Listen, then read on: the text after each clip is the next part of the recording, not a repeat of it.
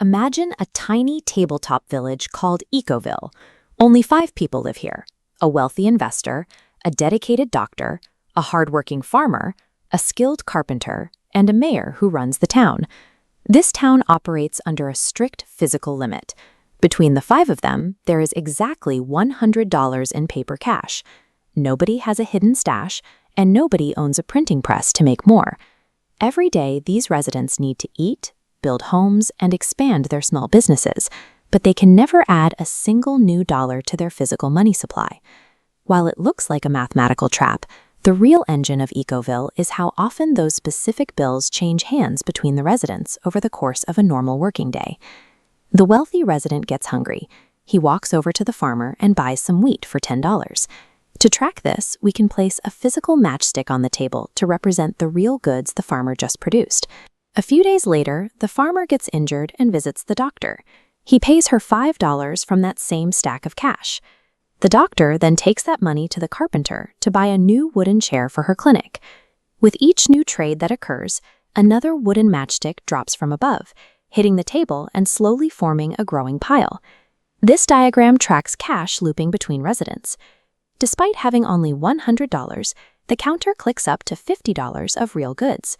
This speed is the velocity of money. That $50 total is the gross domestic product, measuring everything created using the same bills. A strong economy is simply money in motion. The moment you spend a dollar, it instantly becomes your neighbor's income, giving them the power to buy something from someone else. Eventually, the town hits a bottleneck. The farmer wants to build a tractor to grow more crops, but the parts cost $20. He only has $13 in his pocket. To solve this, the wealthy resident opens a bank. The doctor decides she wants to keep her savings secure, so she deposits $15 in cash. In return, the banker hands her a paper receipt, proving she owns that money. The banker understands that the doctor is unlikely to withdraw her entire savings all at once. This allows him to lend those same physical bills to the farmer for his tractor. While the doctor holds on to her receipt, the farmer walks out of the bank with the actual cash in hand. This split-screen breakdown shows the math of that credit. On the left, the hard limit remains exactly 100 physical dollars. But look at the right side. When you add up the cash people hold, plus the farmer's loan, plus the doctor's paper receipt, the village suddenly has $120 of purchasing power. Banks use trust to allow the same dollar to be owned by 2 people at once. Credit expands the boundaries of the economy, letting the farmer build his tractor without a single new paper bill being printed. With his new loan, the farmer rushes to the carpenter and demands a massive pile of wood and wheels for his tractor all at once. At the exact same time, the doctor wants more chairs. The carpenter is only one person. His 2 hands simply cannot chop wood fast enough to satisfy all this new spending power. Because so many people are competing for his limited time, the carpenter does the most logical thing possible. He increases the price of his chairs from $10 to $15. Looking at this scale, we can see the mechanical imbalance. The heavy block of credit grew incredibly fast, weighing down the left side. The physical labor to create goods on the right side couldn't keep up. To balance the scale, the price gauge spikes. This is the exact definition of inflation. Credit gives an economy the rocket fuel it needs to build and expand rapidly. But if the physical labor and raw materials fall behind the surge of money, living in the village becomes more expensive for everyone.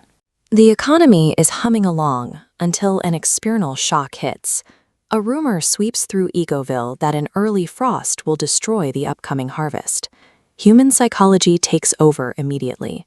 The doctor gets scared about the future, so she completely stops buying chairs and hides her cash in a lockbox.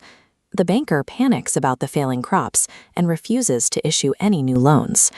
Because the doctor stopped spending, the carpenter earns no income.